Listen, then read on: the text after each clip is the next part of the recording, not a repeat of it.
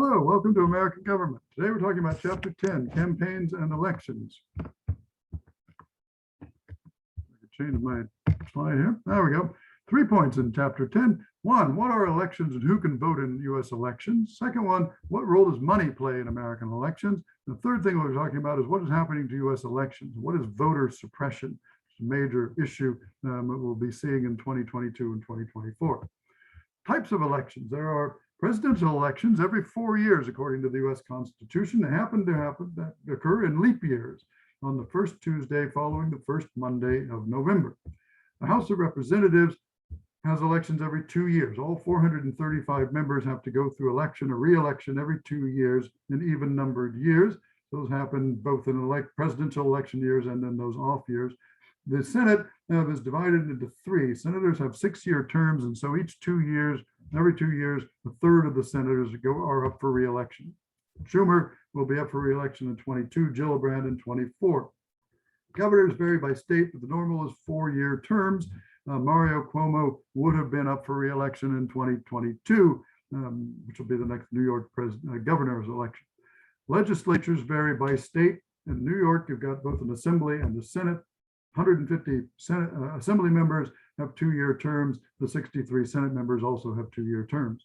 Counties and municipalities vary widely. Some positions at the municipal or county level are appointed as opposed to elected. Some are elected, so they vary a lot.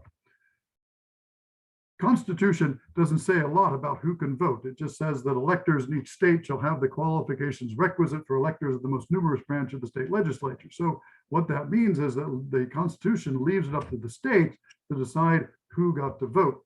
And states restricted the vote early on according to property, according to gender, according to race, various things like that.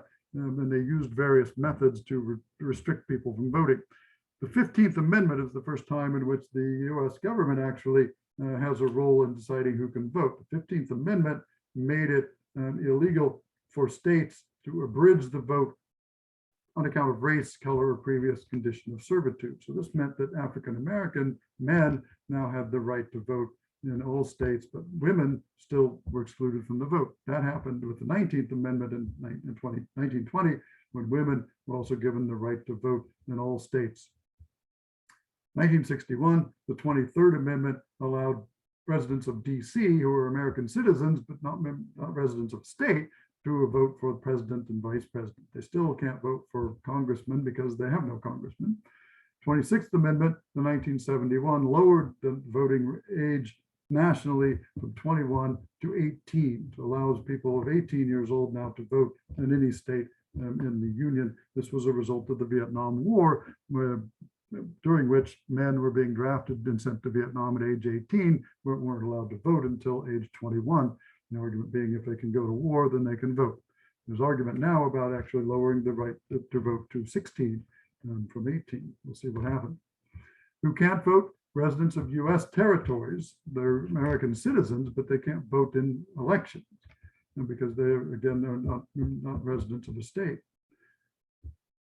Convicted felons are restricted from voting in most states. Maine and Vermont allow people who are in prison to actually vote in elections. Now, some states allow felons to vote after they've served their term or they're on parole. A lot of states don't allow people who've been convicted of felonies to vote again.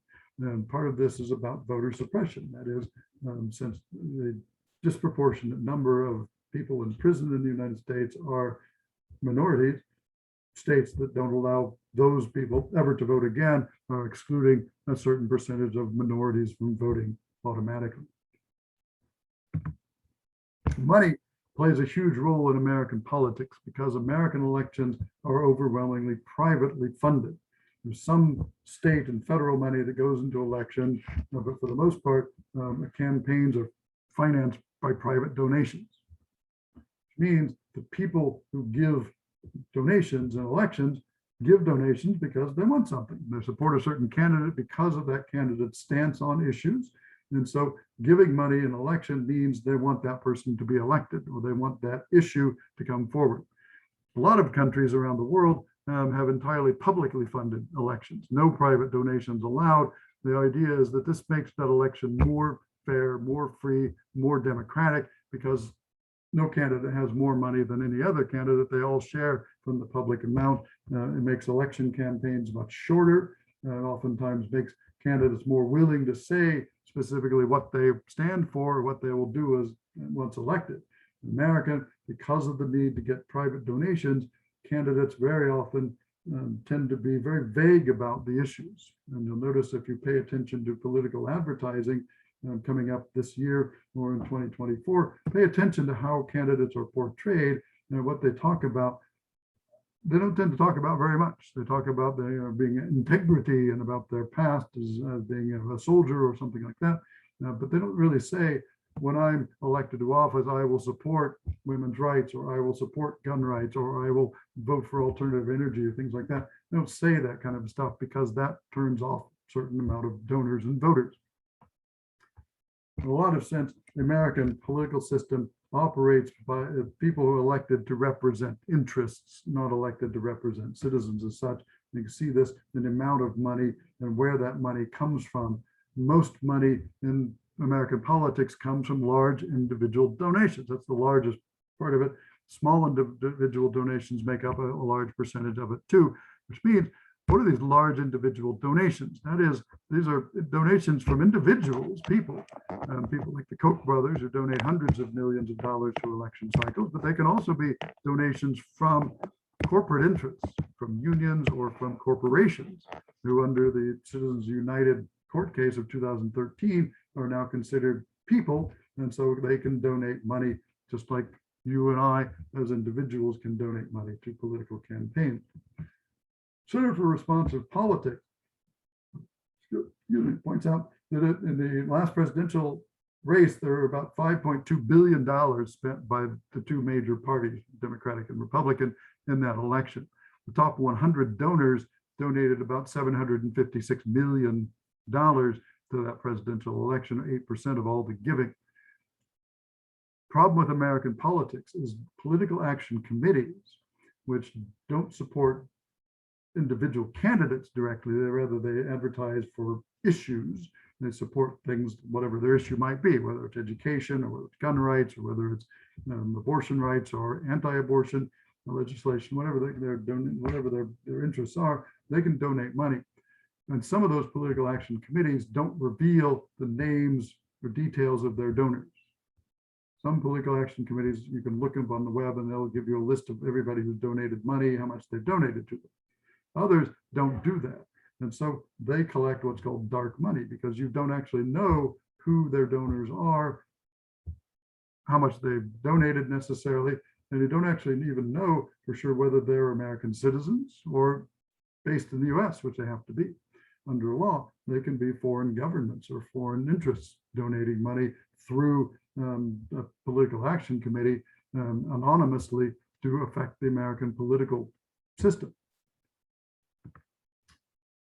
Third thing the book talks about is voter suppression. Voter suppression has been around for a long time in the United States, and particularly the period from about 1880, the end of Reconstruction, to the 1960s.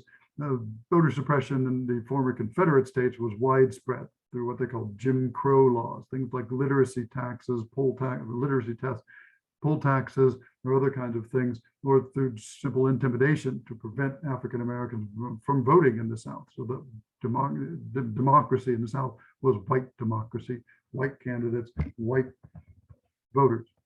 Modern day attempts at voter suppression are no less subtle, really. They're about requiring people to have picture IDs.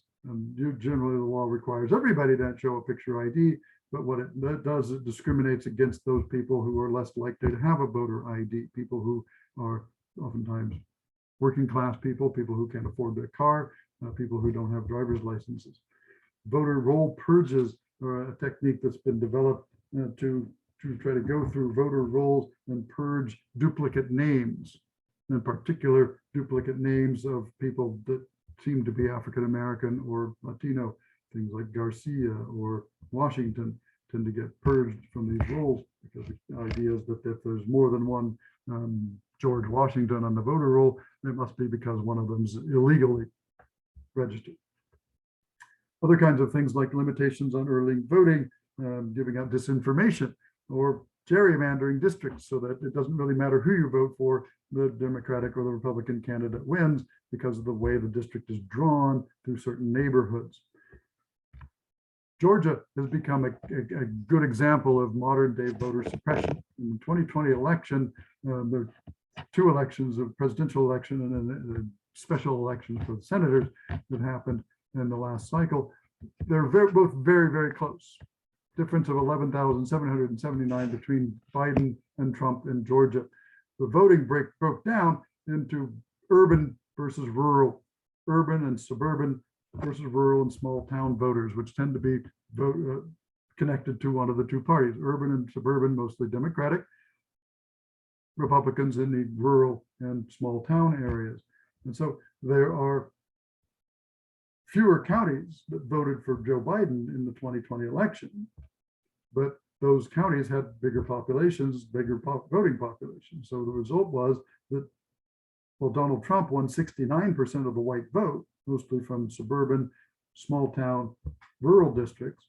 Joe Biden won 88% of the Black, 62% of the Latino, and 69% of the Asian American vote, voting mostly in urban, suburban areas. But because it was so narrowly divided, they did an automatic recount. And on November 20th, Brad Raffensperger, a Republican who was the Georgia Secretary of State, certified the vote, said that yes, this was the result that had been determined that Joe Biden had won.